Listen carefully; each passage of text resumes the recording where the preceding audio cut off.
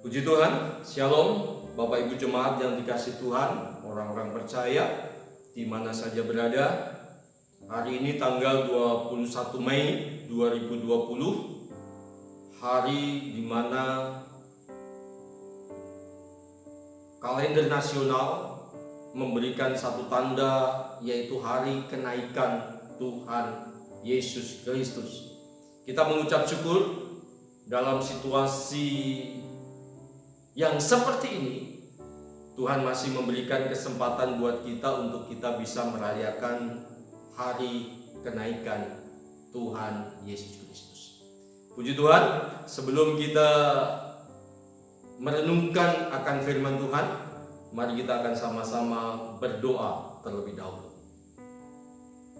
Terima kasih Tuhan Yesus buat kesempatan yang Engkau beri buat kami melalui media online ini.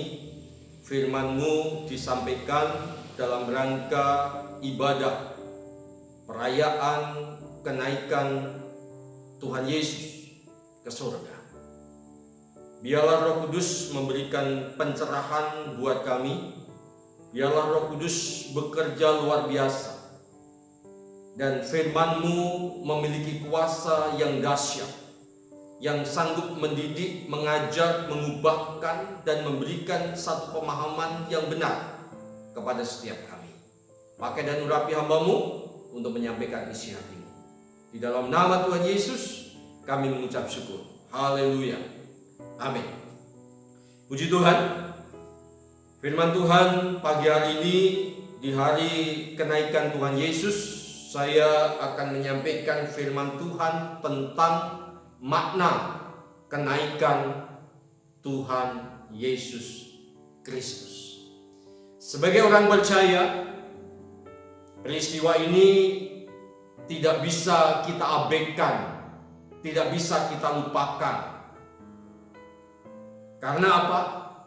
Peristiwa kenaikan Tuhan Yesus memiliki nilai yang sama dengan peristiwa-peristiwa lain seperti kelahiran, kematian, dan kebangkitan Yesus.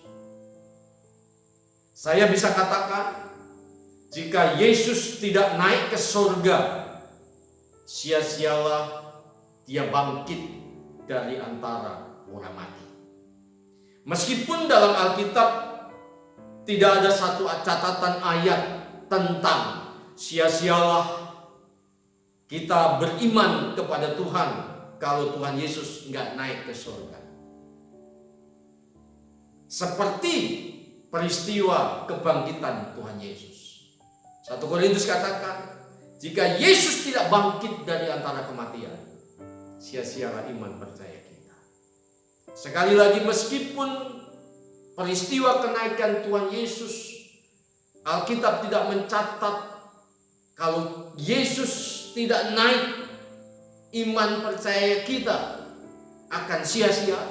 Tetapi saya memiliki satu pengertian atas peran daripada Roh Kudus, bahwa kenaikan Tuhan Yesus memiliki nilai yang sama. Dan kita sama-sama perlu pahami makna apa yang terkandung di dalam peristiwa kenaikan Tuhan Yesus Kristus itu. Puji Tuhan, Bapak Ibu Saudara yang dikasih Tuhan, kisah kenaikan Tuhan Yesus adalah fakta sejarah, nggak bisa kita lupakan, nggak bisa terhilang dari sejarah Alkitab. Ini benar-benar terjadi, bukan dongeng. Dan Lukas mencatat sedemikian rupa di dalam kitab Kisah Para Rasul pasal yang pertama secara detail. Bagaimana peristiwa Yesus naik ke surga disaksikan oleh para murid yang luar biasa. Dan ini perlu kita pahami bersama, bahwa Yesus naik ke surga memiliki peranan yang penting, memiliki makna yang penting yang perlu kita pahami sebagai orang yang percaya kepada Yesus. Jemaat yang dikasih Tuhan, peristiwa Yesus naik ke surga dicatat di dalam kitab Kisah Para Rasul yang ditulis oleh Lukas profesinya sebagai dokter. Di dalam pasal yang pertama, ayat yang pertama sampai ayat yang ke-11, di situ diterangkan oleh penulis, dan kita sedikit menemukan makna-makna apa yang terkandung dalam peristiwa kenaikan Tuhan Yesus. Setelah saya membaca kisah ini di dalam Kisah Para Rasul pasal yang pertama ayat 1 sampai ayat yang ke-11, saya hanya menemukan dua kata, dua pesan daripada Yesus sebelum dia naik ke surga. Yang pertama, di situ dikatakan ayat yang keempat, jangan tinggalkan Yerusalem. Itu yang pertama. Yang kedua, ayat yang ke-8, tetapi kamu akan menerima kuasa kalau Roh Kudus turun ke atas kamu, dan kamu akan menjadi saksiku di Yerusalem, di seluruh Yudea dan Samaria, dan sampai ke ujung bumi. Dua hal inilah yang kita dapatkan, yang menurut saya dua ini yang secara terlihat yang disampaikan oleh Yesus. Di saat kita melihat dua kata-kata ini, kita sedikit belum bisa memahami makna kenaikan Yesus yang terkandung di dalamnya, kebenaran apa yang kita dapatkan. Tetapi bila mana kita akan melihat satu pengajaran Yesus sebelum dia sebelum dia mati di kayu salib, Tuhan Yesus pernah mengajarkan, boleh dikatakan Yesus telah menubuatkan apa yang akan terjadi, apa yang ia akan kerjakan di kemudian hari, yaitu berbicara tentang kenaikan dia ke surga. Di dalam Injil Yohanes pasal 14 ayat yang pertama sampai ayat yang ke-14 itu pengajaran tentang rumah Bapa. Di dalam ayat yang pertama sampai ayat yang kedua saya bacakan, janganlah gelisah hatimu, percayalah kepada Allah, percayalah juga kepadaku. Ayat yang kedua, di rumah Bapakku banyak tempat tinggal. Jika tidak demikian, tentu aku mengatakannya kepadamu. Sebab aku pergi. Saya ulangi, sebab aku pergi ke situ untuk menyediakan tempat bagimu. Haleluya. Dari pembacaan ini, apa yang diajarkan Yesus kepada murid-murid sebelum dia disalibkan, dia memberikan satu pengajaran tentang nanti ada satu peristiwa bahwa dia akan meninggalkan para murid untuk pergi ke suatu tempat dengan maksud dan tujuan ayat yang kedua, menyediakan tempat bagi, menyediakan tempat para murid, menyediakan tempat buat saudara dan saya. Jadi melalui pengajaran Yesus dalam Injil Yohanes pasal 14, Yesus naik ke surga dengan maksud dan tujuan menyediakan tempat buat saudara dan saya. Tempat seperti apa? Tempat yang selalu kita rindukan, tempat yang selalu kita idam-idamkan, tempat yang selalu kita nantikan untuk kita bisa menempati tempat itu, yaitu surga. Rumah Bapa yang dikatakan di sini. Inilah makna yang Yesus mau sampaikan kepada kita. Dia naik ke surga untuk menyiapkan tempat buat saudara dan saya. Puji Tuhan.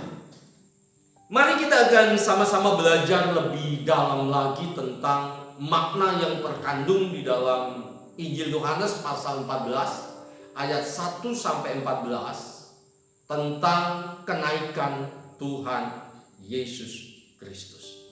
Di dalam ayat yang pertama, ayat pasal 14, Yesus memberikan satu penegasan keras kepada para murid. Janganlah gelisah hatimu, percayalah kepada Allah, percayalah juga kepadaku. Janganlah gelisah hatimu. Versi lain katakan, berhentilah untuk gelisah. Jangan kamu terus-menerus gelisah. Itu yang disampaikan Yesus. Berarti ada penyebab mengapa para murid gelisah. Ada tujuan yang Yesus sampaikan dengan satu himbauan yang sangat keras. Hai, jangan terus-menerus gelisah. Berhentilah untuk gelisah. Pertanyaannya, apa yang menjadi penyebab para murid itu gelisah? Para murid tahu bahwa mereka suatu saat akan ditinggalkan Yesus. Para murid tahu bahwa waktunya nanti akan tiba bahwa mereka tidak lagi bersama-sama dengan Yesus. Oleh sebab itu, himbauan Yesus, jangan kamu gelisah, berhentilah gelisah. Yesus memberikan satu keterangan di dalam ayat yang kedua. Di rumah Bapakku banyak tempat tinggal. Jika tidak demikian, tentu aku mengatakannya kepadamu, sebab aku pergi ke situ untuk menyediakan tempat bagimu. Yang membuat para murid gelisah bahwa Yesus mau pergi. Dan Yesus memberikan satu penjelasan. Gak usah gelisah kalian. Karena aku pergi, aku meninggalkan kamu. Karena aku ingin menyediakan tempat buat kamu. Haleluya. Yesus naik ke surga menyediakan tempat buat saudara dan saya. Surga merupakan satu tempat yang selalu dirindukan oleh siapapun yang namanya manusia. Kalau kita di luar sana bertanya mau masuk surga atau neraka, pasti mereka berkata, saya mau masuk surga. Dari kepercayaan manapun, dari agama manapun, surga merupakan satu tempat impian yang sangat-sangat dirindukan oleh semua manusia. Demikian juga kita sebagai orang percaya. Surga merupakan satu tempat yang kita impikan bersama. Dan kita bersyukur ada kebenaran yang membuat kita meyakini bahwa surga yang sedang dipersiapkan Yesus menjadi bagian buat saudara dan saya. Ada 3 kebenaran yang saya dapatkan di dalam Injil Yohanes pasal yang ke-14, ayat yang pertama sampai ayat yang ke-14. Perhatikan ayat yang ke-6. Dilatar belakangi dari perkataan dari Thomas di saat Yesus berkata bahwa dia, ayat 3, dan apabila aku telah pergi ke situ dan telah menyediakan tempat bagimu, aku akan datang kembali dan membawa kamu ke tempatku, supaya di tempat di mana aku berada, kamu pun berada. Dilatar belakangi bahwa Yesus mau meninggalkan para murid untuk pergi ke suatu tempat. Thomas berkata kepada Yesus, Tuhan, kami tidak tahu kemana engkau pergi. Jadi bagaimana kami tahu jalan ke sini? Dilatar belakangi pertanyaan Thomas bahwa Thomas tidak tahu jalan menuju tempat yang Yesus sediakan buat mereka. Dilatar belakangi pertanyaan Thomas, Tuhan, aku nggak tahu jalannya. Bagaimana caranya supaya aku sampai ke situ? Ayat yang ke-6, Yesus berkata, kata Yesus kepadanya, akulah jalan dan kebenaran dan hidup. Para murid tidak tahu jalannya seperti apa untuk mencapai, untuk menuju ke tempat itu. Untuk menuju ke tempat yang Yesus sediakan itu lewat mana? Kebenaran yang pertama, peristiwa kenaikan Tuhan Yesus yang perlu kita yakini adalah di dalam ayat yang ke-6, Yesus adalah jalan untuk menuju ke surga. Akulah jalan, kebenaran dan hidup. Tidak ada seorang pun yang bisa datang kepada Bapa jika tidak melalui Yesus. Puji Tuhan. Rumah Bapa, surga, merupakan kebutuhan kita, orang yang percaya di masa kekekalan. Untuk menuju ke surga, firman Tuhan memberikan satu kebenaran. Jalannya hanya satu, hanya melalui Yesus. Yesus memberikan satu pernyataan, akulah jalan, kebenaran dan hidup. Berbicara tentang jalan, kebenaran dan hidup. Ini tiga hal yang sangat-sangat dibutuhkan oleh semua manusia. Saya mendapatkan makna yang terkandung di dalam perkataan Yesus. Akulah jalan, akulah kebenaran, akulah hidup. Tiga hal tentang jalan, kebenaran dan hidup. Sekali lagi, tiga hal yang penting yang sangat dibutuhkan oleh semua manusia.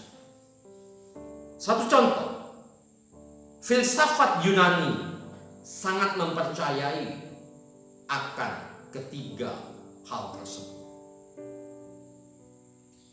Filsafat Buddhisme juga sama,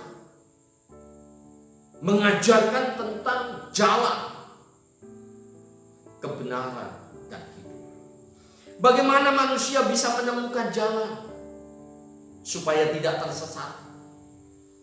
Ini selalu diajarkan oleh semua ajaran manapun, untuk mencari jalan yang tepat untuk mencapai tujuan dalam hidup yang sesungguhnya. Bagaimana kita bisa menemukan kebenaran? Karena hal itu sangat bernilai lebih dari semuanya. Ini sedang dicari oleh semua manusia. Kebenaran yang sedang dicari-cari. Karena kebenaran, nilai kebenaran itulah yang memiliki bobot nilai yang tertinggi dari semuanya. Berbicara tentang hidup, bagaimana sih hidup ini setelah mati? Banyak orang sedang merindukan satu kehidupan setelah dia mati. Kehidupan yang mereka idam-idamkan, yaitu kehidupan yang kekal, yang ujungnya adalah surga. Jadi ketiga hal ini sangat dibutuhkan oleh semua manusia. Tetapi kita bersyukur kepada Tuhan, kita telah menemukan ketiga hal ini ada dalam pribadi Yesus. Dialah jalan satu-satunya untuk kita bisa sampai ke surga. Dialah kebenaran yang membuat kita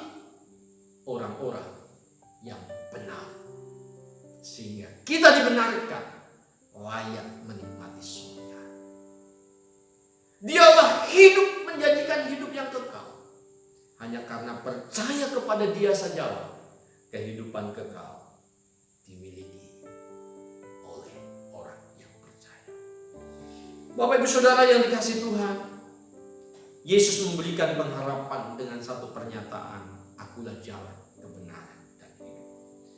Di tengah-tengah kegelisahan para murid, di tengah-tengah kegelisahan kita sebagai orang yang percaya, mungkin kita bertanya-tanya, setelah saya mati, nanti hidup saya seperti apa? Dengar baik, setiap orang yang percaya kepada Yesus, dia sudah mendapatkan satu jalan untuk menuju ke surga.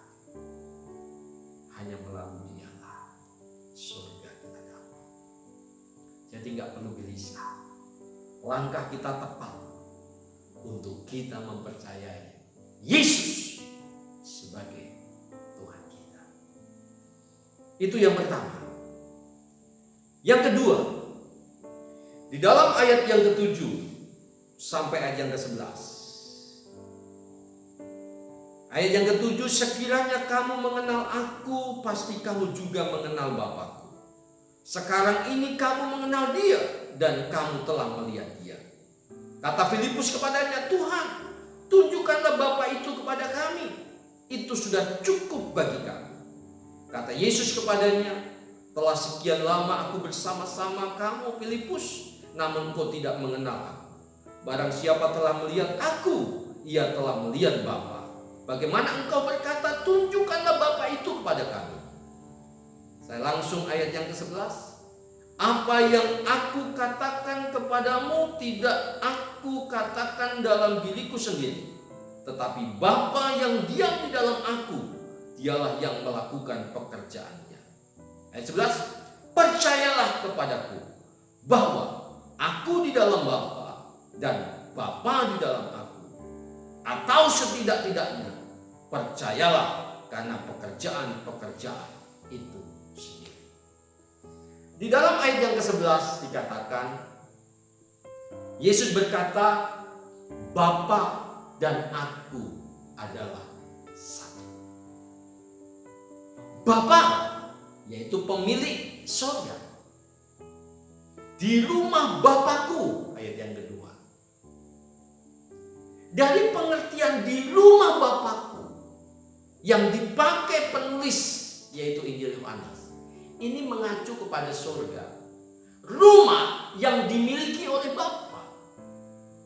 Kalau Bapa dan aku, Yesus berkata satu, berarti rumah yang dijelaskan ayat 2 yang dipakai dalam Injil Yohanes, rumah Bapa, itu sama artinya rumah Yesus. Rumah Bapa identik dengan surga. Berarti yang punya surga adalah Bapa. Kalau yang punya surga adalah Bapa, Yesus katakan, Bapa dan aku satu. Artinya surga yang punya Yesus. Kebenaran yang kedua, Yesus adalah pemilik surga. Haleluya. Surga adalah satu tempat yang kita rindukan. Kita sudah menemukan jalan untuk mencapai surga. Dan kebenaran yang kedua, memberikan penekanan lebih lagi pengharapan kita sebagai orang percaya. Karena surga itu milik Yesus. Yesus pemilik surga itu sendiri. Surga digambarkan di dalam kitab Wahyu sungguh luar biasa, berhiaskan bagaikan pengantin perempuan yang berdandan untuk suaminya. Surga digambarkan satu tempat di mana ada kehidupan yang sempurna. Di situ ada sungai air kehidupan, pohon kehidupan. Di situ tidak ada air mata, sakit penyakit, indah sekali. Yang pasti surga satu tempat di mana kita bisa bersama-sama dengan Allah, bersama-sama dengan Yesus. Bapak Ibu Saudara yang dikasihi Tuhan, kenaikan Yesus memiliki satu makna. Dia pergi untuk menyiapkan tempat buat saudara dan saya. itu miliknya dia. Dia persiapkan dengan baik. Karena apa yang menjadi milik dia menjadi milik kita. Itu kebenaran yang kedua. Makna kenaikan Tuhan Yesus yang pertama, Yesus adalah jalan untuk menuju ke surga. Yang kedua, surga yang punya Yesus. Yesus pemilik surga. Bersyukurlah kita orang-orang yang percaya Yesus. Pasti surga menjadi bagian kita bersama. Saya akan lanjut bagian yang ketiga. Di dalam ayat 12 sampai ayat yang ke-14. Aku berkata kepadamu, sesungguhnya barang siapa percaya kepadaku, ia akan melakukan juga pekerjaan-pekerjaan yang aku lakukan, bahkan pekerjaan-pekerjaan yang lebih besar daripada itu. Sebab aku pergi kepada Bapa. Dan apa juga yang kamu minta dalam namaku, aku akan melakukannya, supaya Bapa dipermuliakan di dalam Anak.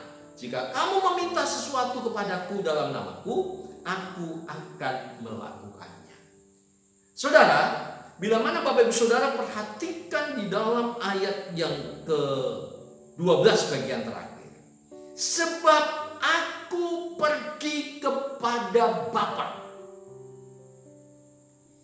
Ada 3 hal yang akan kita kerjakan akibat daripada Yesus pergi ke surga. Pergi kepada Bapa, naik ke surga. Yang pertama yang kita akan lakukan adalah ayat 12. Kita akan melakukan pekerjaan-pekerjaan yang lebih besar dari pada itu. Jadi kita akan melakukan pekerjaan-pekerjaan yang lebih besar setelah Yesus naik ke surga. Yang kedua, ayat 13, apa yang kamu minta dalam namaku, aku akan melakukannya. Luar biasa. Itu terjadi setelah Yesus naik ke surga. Yang ketiga, ayat 14, jika kamu meminta sesuatu kepadaku dalam namaku, aku akan melakukannya. Ini perkataan Tuhan setelah dia naik ke surga. Artinya, kebenaran yang ketiga yang saya dapatkan adalah Yesus naik ke surga memang menyiapkan tempat buat kita, menunjukkan satu jalan bahwa dialah jalan untuk menuju ke surga, menunjukkan bahwa dia naik ke surga, membuktikan bahwa dia pemilik surga. Dan yang ketiga, dia naik ke surga untuk memerintah dari surga melalui kita. Dia di surga memerintah dari surga melalui saudara dan saya di bumi. Puji Tuhan. Bapak Ibu Saudara yang dikasihi Tuhan, ada banyak hal yang akan kita kerjakan setelah dia naik ke surga. Tadi kita sudah sama-sama pelajari ayat 12, 13, dan 14. Kita akan melakukan perkara-perkara yang lebih besar. Apa yang kita minta dalam nama Yesus, Yesus akan berikan itu. Dari 3 ayat ini saya mendapatkan satu kebenaran bahwa apa yang dikerjakan Yesus di surga, dia memerintah, duduk di sebelah kanan Allah Bapa. Apa yang Yesus lakukan? Dia sebagai pengantara kepada Bapa. Kata pengantara memiliki arti Yesus bersyafaat untuk saudara dan saya. Artinya apa? Ada satu tugas yang Yesus berikan buat saudara dan saya. Kalau kita baca dalam Kisah Para Rasul pasal 3 ayat 21, Yesus Kristus harus tinggal di sorga sampai waktu pemulihan segala sesuatu. Yesus Kristus harus tinggal di sorga sampai kapan? Sampai waktu pemulihan segala sesuatu. Yesus harus tinggal di sorga. Dia akan datang kembali ke bumi setelah ada pemulihan segala sesuatu. Siapa yang memulihkan? Saudara dan saya. Dikasih mandat oleh Yesus untuk melakukan itu. Apa yang dikatakan Yesus dalam Yohanes 14 ayat 12? Kita akan melakukan perkara-perkara yang lebih besar, bukan karena kuat dan gagah kita, oleh karena apa yang Yesus doakan di surga. Karena di dalam Injil Matius pasal yang ke-16 ayat 19, Matius 18 ayat 18, apa yang kamu ikat di bumi terikat di surga, apa yang kamu lepaskan di bumi terlepas di surga. Artinya adalah apa yang kita lakukan di bumi, yang di dalamnya nama Yesus kita muliakan, yang di dalamnya kita menjadi pribadi-pribadi yang selalu taat kepada firman-Nya. Apa yang kita kerjakan, apa yang kita lakukan, Yesus mengesahkannya, Yesus menyetujuinya, Yesus turut bekerja di dalamnya. Dari surga Dia memerintah, Dia berdoa untuk saudara dan saya, sehingga kita mampu melakukan apa yang Yesus perintahkan kepada kita. Dan pesan yang Yesus sampaikan setelah Dia naik ke surga, Dia akan memberikan penolong buat kita. Dalam Kisah Rasul pasal 1 ayat 8, yaitu Roh Kudus. Roh Kudus yang dikirimkan oleh Yesus, pribadi yang ketiga dari Tritunggal, akan memampukan kita, akan memberikan kekuatan kuasa buat kita, untuk kita membawa misi pemulihan segala sesuatu. Makna kenaikan Tuhan Yesus, ada makna yang terpenting di balik semuanya itu. Ada mandat ilahi, mandat pemulihan, itu ditugaskan buat saudara dan saya. Ini poinnya ketiga. Makna kenaikan Tuhan Yesus yang pertama, Yesus naik ke surga, menyediakan tempat buat saudara dan saya. Artinya Yesus memberikan satu petunjuk, ini loh jalannya. Untuk ke surga hanya ini jalannya satu-satunya. Siapa? Akulah jalan, kebenaran dan hidup. Yesus adalah jalan. Yang kedua, Yesus naik ke surga menyiapkan tempat buat saudara dan saya. Memiliki arti bahwa surga yang saudara dan saya rindukan itu milik Yesus. Apa yang menjadi milik Yesus menjadi milik kita. Dan yang ketiga, di balik semuanya itu ada mandat ilahi yang harus kita kerjakan. Yesus di surga memerintah dari surga melalui kita di bumi ini. Yesus memberikan satu perintah buat kita. Perintah yang luar biasa. Perintahkan Injil. Kamu akan menerima kuasa bila mana Roh Kudus turun ke atas kamu. Dan kamu akan menjadi saksi di seluruh dunia. Untuk memulihkan keadaan segala sesuatu. Setelah pemulihan terjadi, tatkala Yesus naik ke surga, waktunya tiba, Dia akan datang kembali ke dunia, menjemput saudara dan saya untuk menempati tempat yang Yesus sudah siapkan buat saudara dan saya. Puji Tuhan, kiranya firman Tuhan pagi ini memberkati saudara dan saya. Peristiwa kenaikan Yesus, peristiwa yang luar biasa. Dan biarlah iman percaya kita untuk tetap kita pegang. Jangan tinggalkan Yesus. Jangan lepaskan Yesus. Karena Yesus adalah satu-satunya jalan untuk kita sampai ke surga. Karena Yesus pemilik surga. Karena Yesus yang akan memampukan saudara mengerjakan pekerjaan-pekerjaan yang baik di bumi ini. Puji Tuhan, Tuhan Yesus memberkati. Biarlah firman ini menguatkan dan memotivasi iman saudara dan saya. Puji Tuhan, mari kita berdoa. Terima kasih Tuhan buat firman-Mu. Biarlah firman-Mu hari ini menguatkan iman percaya kami. Bahwa pengharapan di dalam Yesus sungguh pasti. Surga menjadi bagian buat kami semua. Roh Kudus mampukan kami untuk mengerjakan misi yang dari Tuhan, yang Tuhan perintahkan buat kami. Untuk memberitakan Injil kepada semua banyak orang. Sampai terjadi pemulihan melihat segala sesuatu. Tuhan Yesus, kami sedang menanti kedatangan-Mu kali yang kedua. Dan kami sedang merindukan satu tempat yang Tuhan sudah siapkan buat kami.